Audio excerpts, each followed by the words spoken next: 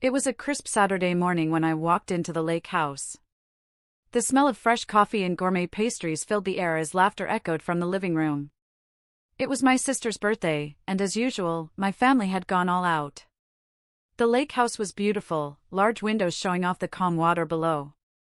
The chef they'd hired was busy preparing a feast, and the soft hum of upbeat conversation carried through the house. I couldn't help but watch as my sister, Lauren, stood at the center of the room, beaming in a way only the golden child could. Her friends circled around her, each one holding a glass of wine, congratulating her for what, exactly? I didn't know. But I knew one thing for sure: today was her day. And yet, as I stood there in the doorway, I felt like I didn't even exist. I had been a part of this family for years, but today, it felt as though I was invisible. Lauren's laughter, louder and more radiant than anyone else's, rang out in the room. I watched her, smiling, receiving compliments, hugs, and attention, while I stood silently by. Not a word was spoken to me. Not even a glance in my direction. This wasn't the first time I'd felt this way, but today, it was different. The way the light glinted off Lauren's engagement ring as she showed it off to her friends only made the contrast between us more painful. For her, everything was perfect. Her life was perfect. And I was left on the sidelines, forgotten and unnoticed. But it wasn't until the evening of my birthday that the true difference between us became glaringly obvious. It was my turn now. The next morning, I woke up to a half-hearted greeting from my mom. "Happy birthday, sweetie," she said, without even looking at me. "You can have your store-bought cupcake in the fridge, and maybe next year we'll do something special." The words stung, but I said nothing. I didn't even try to fight for the attention I deserved. I just walked over to the fridge, retrieved the small cupcake with the most generic decoration, and sat down. It wasn't even a real birthday cake. It was a cupcake from a grocery store. I stared at it for a few seconds, trying to keep my composure. The family had clearly already moved on from Lauren's birthday festivities, but here I was, invisible once again. I couldn't help but feel the rage building up inside of me, a slow burn that simmered beneath the surface. Then, my mom smirked. "Don't be so sensitive," she said, her voice dripping with insincerity. The words were sharp, but I kept my mouth shut. I wasn't about to give them the satisfaction of a reaction. But in that moment, I took a photo of my birthday gift, the cupcake and card. I saved it to my phone, staring at the picture long after I had taken it. And as I did, something inside me snapped. This wasn't just about a cupcake or a card. This was about years of being dismissed, of always being the second choice. I was done being the afterthought. I quietly booked a flight. I wasn't sure where I was going yet, but I knew I had to leave. I had to take control of my own life for once. That night, my phone buzzed. A text from my dad. "Where did you go?" he asked. I didn't respond. It had been a few days since I booked my flight. I hadn't told anyone where I was going, and truthfully, I wasn't even sure myself. But what I was sure of was that I wasn't going to stick around for another round of empty promises. I boarded the plane alone, the quiet hum of the engine providing a strange comfort as I made my way toward an unknown destination. I didn't tell my parents or anyone else where I was going. It was just me. For once, I didn't want to explain myself. I had spent my entire life explaining, justifying, and convincing everyone around me that I was worth paying attention to. But I wasn't going to do that anymore. I was tired of being the invisible daughter, the other sibling. As the plane ascended into the clouds, my thoughts turned to that birthday, a day that should have been mine, but was instead drowned out by my sister's perfect celebration. I kept seeing the image of the cupcake in my mind, a grotesque reminder of how little I mattered. It wasn't just about the lack of a cake. It was about the lack of effort, the lack of love. My parents had never been good at showing affection. The coldness in their eyes when they looked at me had always been evident, but now, more than ever, it hurt. I thought of my sister, Lauren. We had always been so different. I was the quiet one, the one who preferred to stay in the background, but Lauren? She was a force of nature. It was impossible to ignore her, and it wasn't just because she was my sister. People gravitated toward her effortlessly. It was the way she talked, the way she smiled, everything about her was magnetic. But at the same time, there was always this sense that she didn't need me. She never needed me. She had the world at her feet, while I was left picking up the crumbs. I couldn't stand it anymore. I wasn't going to be the person left behind.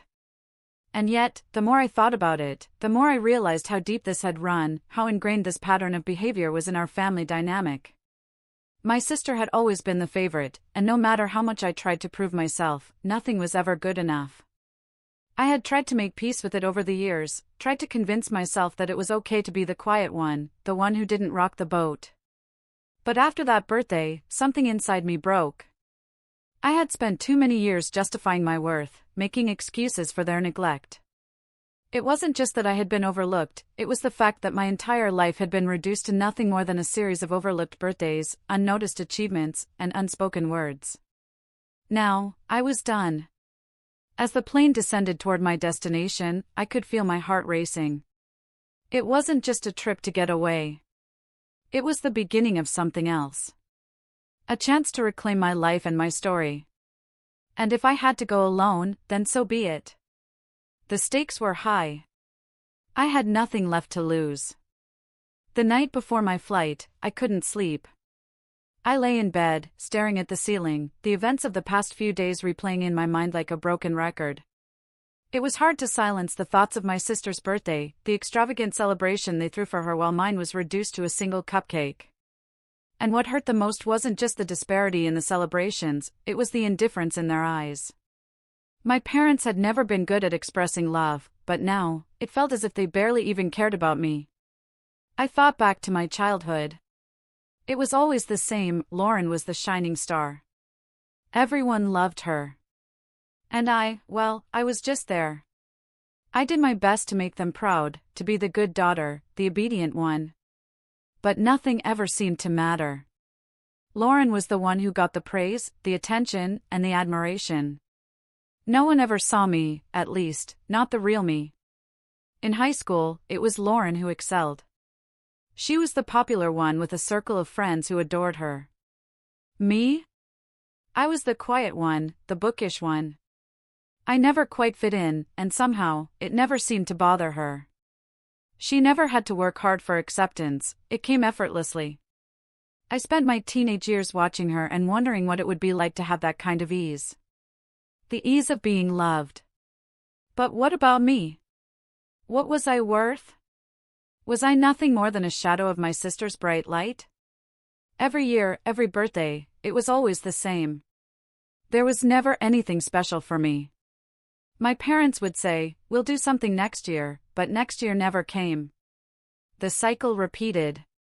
And now, this mockery of a celebration, a cupcake, a card. And Lauren, beaming in the spotlight as always. It hurt. A deep, raw kind of hurt. But I couldn't show it. No, I had learned long ago that showing pain only made things worse. When I was younger, I used to cry to my mom, hoping she'd see how much I was hurting. But her response was always the same, "Don't be so sensitive. You're overthinking things."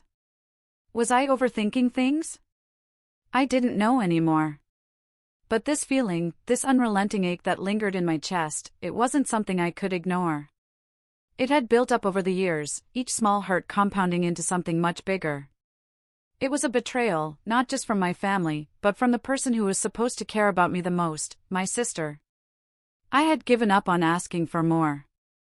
I had spent so much time making excuses for their neglect, trying to justify their behavior, pretending it didn't matter.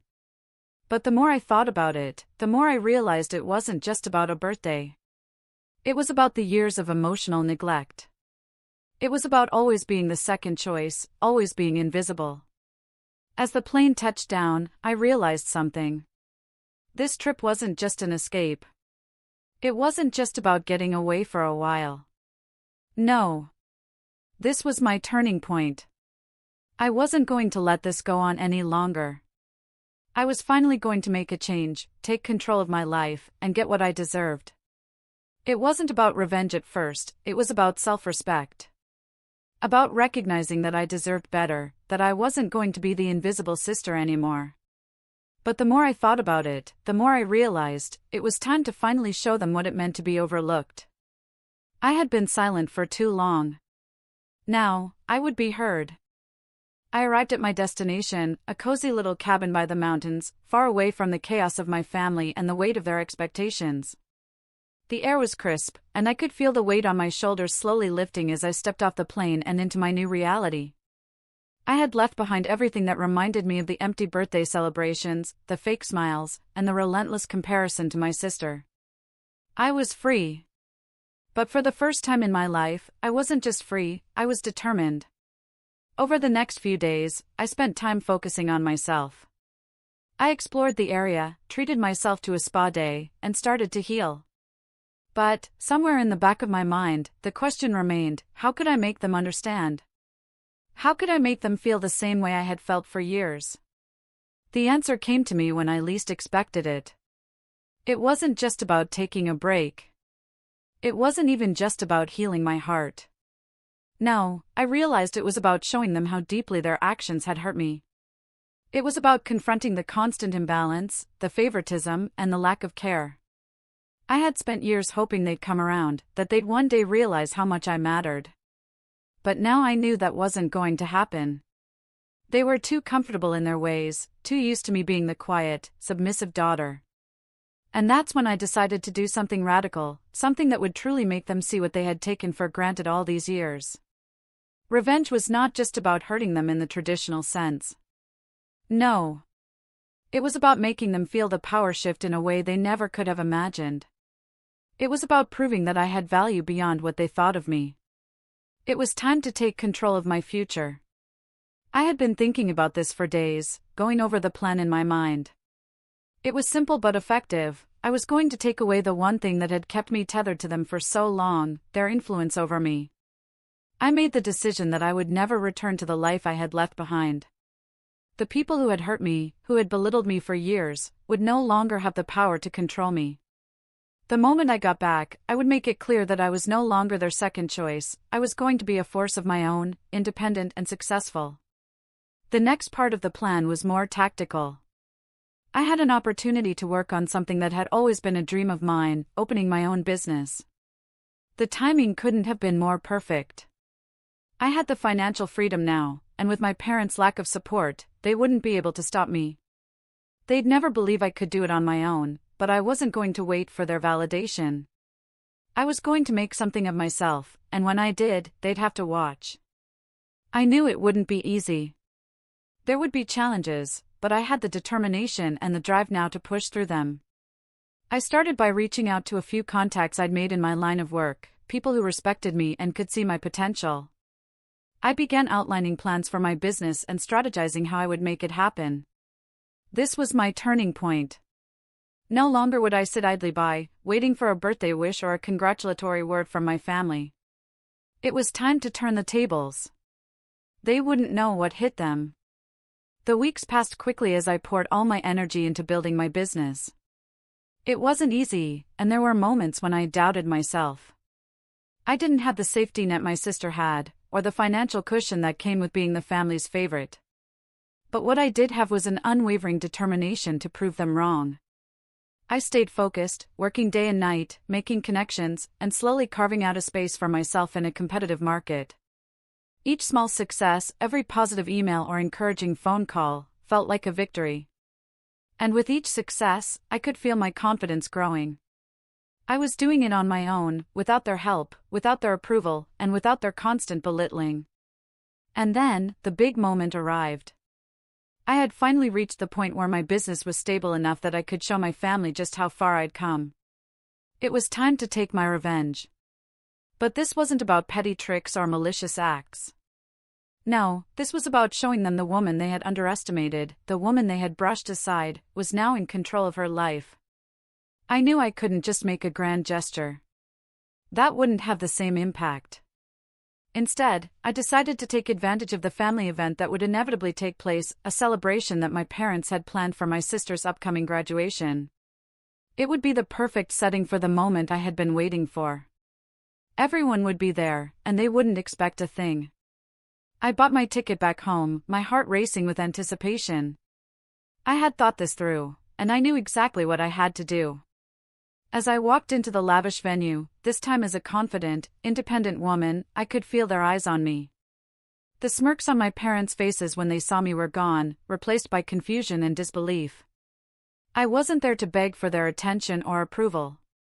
I wasn't there to ask for their love. No, this time, I had come to show them what I had achieved. I had come to remind them that their dismissiveness had not defined me, it had fueled me. I waited until the right moment, the moment when everyone's attention was on my sister. The proud, doting parents were all smiles as they watched her receive praise. But I didn't care about their focus on her. Instead, I stepped up to the microphone, my heart pounding with both excitement and nerves. With a calm, steady voice, I announced, "I'd like to thank my parents for their support over the years, and for always being there for me when I needed them. However, I think it's time for them to know that I've been working hard on something of my own. A business, which, I might add, is now thriving." The room fell silent. My parents exchanged uneasy glances, their expressions flickering between confusion and disbelief. They couldn't process it. How had I done it without their help? How had I succeeded without their validation? I could see their mouths opening and closing, but no words came out. Then came the final blow. "And," I continued, "I'm proud to say that my business is now worth more than the gift they gave me last year for my birthday." The room gasped. My sister looked as though she had seen a ghost. My parents' faces drained of color as the full weight of my words hit them. The same family that had thought so little of me, that had treated me like an afterthought, now had to face the reality that I had done what they believed was impossible. I had succeeded on my own. The victory wasn't just in the words I spoke, it was in the look on their faces, the silence that followed, and the slow realization that they had underestimated me for far too long. I could see the guilt creeping into their eyes. They knew they had missed the opportunity to support me when I needed it the most, and now they were paying the price. That moment was everything I had hoped for. It wasn't just about showing them that I had made it, it was about showing them that I no longer needed them. I was free.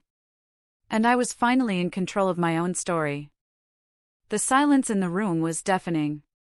It wasn't the silence of a crowd that was trying to process what they had just heard, it was the kind of silence that only came when someone had just ripped apart an illusion they had been living under for years.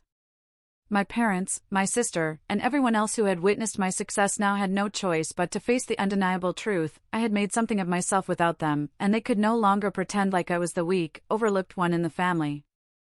The immediate shock of my words hung in the air for what felt like an eternity. My parents didn't know how to respond. They had always believed that their favoring my sister over me, their constant prioritization of her achievements, was justified. But now, there was no room for excuses. My accomplishments were right there, in front of them, undeniable. I saw my mom's face falter. For a second, I thought I could see the guilt in her eyes, the realization that she had hurt me for so long, perhaps without even realizing it. But she quickly masked it with a forced smile, trying to regain control of the situation. My father, on the other hand, was speechless. For the first time in years, I saw him falter, like the man who had always worn his authority like armor had been struck at his core. I could almost taste the satisfaction as I looked at their stunned faces, but I didn't let it show. I had waited for this moment for so long that, even now, I couldn't believe it was happening. I wasn't gloating, I wasn't trying to make them feel bad for me.